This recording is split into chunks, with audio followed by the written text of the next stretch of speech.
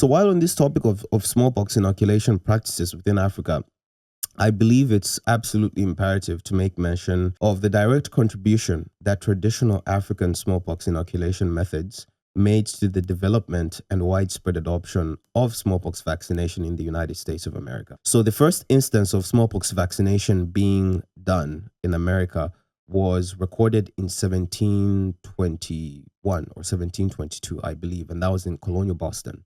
And this was an exercise that was spearheaded by a man called Cotton Mather and a physician called Zabdiel Boylston. So Cotton Mather was a very well-known preacher and community leader in colonial Boston at the time. And he was very well read up on diseases and medicine and things of that sort. So around 1714, there was a letter that was written by a certain Dr. Emmanuel Timonius, who had spent time in the Ottoman Empire, and he had come across a treatment of smallpox that the locals were using, where they would make an incision in somebody's skin, they would harvest some pus from a mature pustule of a smallpox patient, and they would rub it in. And again, it would create a milder version of smallpox that would subside within a couple of weeks, and that person would then end up becoming immune from smallpox for the rest of their life. So this letter that Dr. Emmanuel Timonius wrote was then circulated to the Royal Society of Medicine by somebody who was part of that society. And this letter was published by the Royal Society of Medicine, and Cotton Mather managed to get hold of it and read it. And once he got hold of it and read this letter, it triggered a response from Cotton Mather to the Royal Society of Medicine regarding Emmanuel Timonius's account on this type of smallpox inoculation being performed in the Ottoman Empire in Istanbul.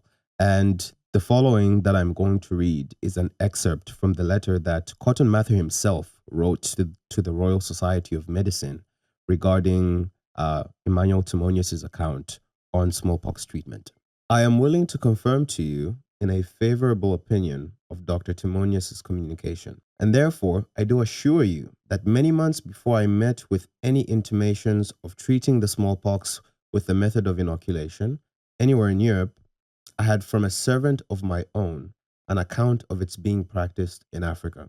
Inquiring of my Negro man Onesimus, not his real name, by the way, obviously, who is a pretty intelligent fellow, whether he had ever had the smallpox, he answered both yes and no, and then told me that he had undergone an operation which had given him something of the smallpox and would forever preserve him from it, adding that it was often used among the Gourmantes, and whoever had the courage to use it was forever free of the fear of contagion. He described the operation to me and showed me in his arm the scar which it had left upon him, and his description of it made it the same that afterwards I found related unto you by your Timonius.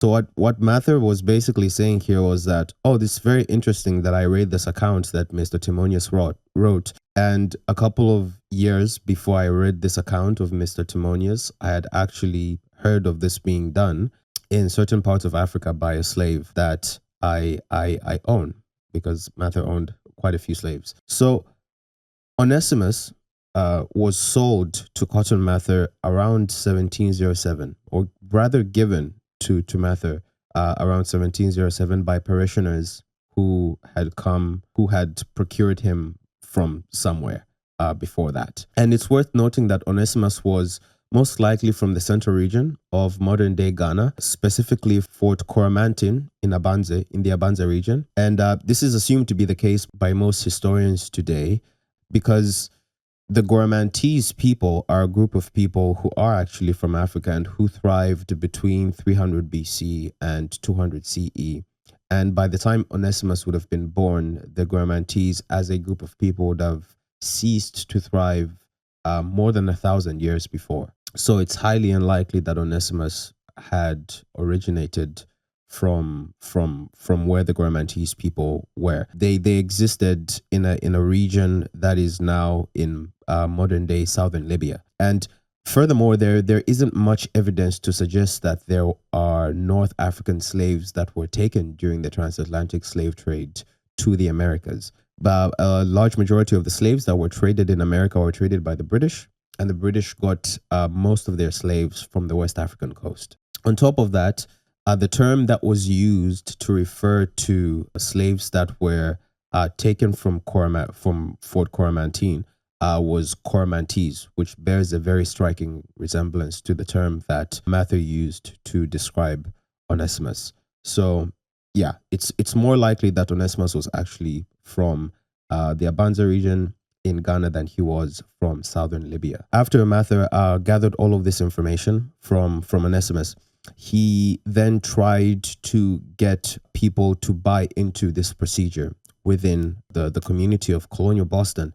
And people were not very keen on the idea because, obviously, as we all know, there was a lot of prejudice that existed within colonial Bostonians and really most colonial communities in the United States against ideas that originated from Africa and from Asia, which is where the ideas of inoculation against smallpox came from when Cotton Mather suggested that they do this within the community.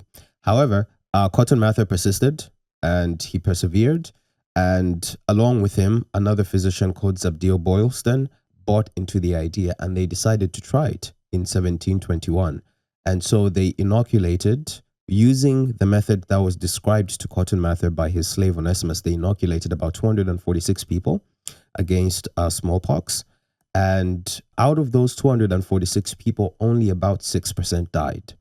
At the end of 1722, the very same year, when they performed this experiment with the 246 people, it is recorded that about 6,000 people in colonial Boston contracted smallpox. And of those 6,000 people, about 15% died. And so it was based on this data that Cotton Mather collected that the idea of inoculation against smallpox started to gain more legitimacy and more notoriety, and it started to spread throughout the United States. There's also some people who make the claim that this instance of Cotton Mather and Zabdiel Boylston inoculating the 246 people against smallpox was the first clinical trial that ever took place in the history of the United States, and is one of the first instances of medical treatment based on quantitative measurement.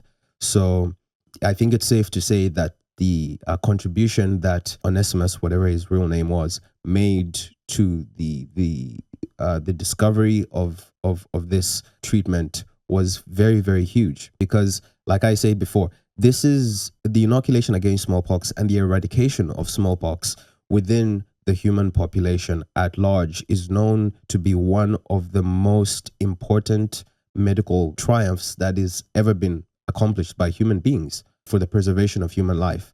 And when we look at that purely in the context of the United States, it would not have happened if Onesimus the slave had not been given to Cotton Mather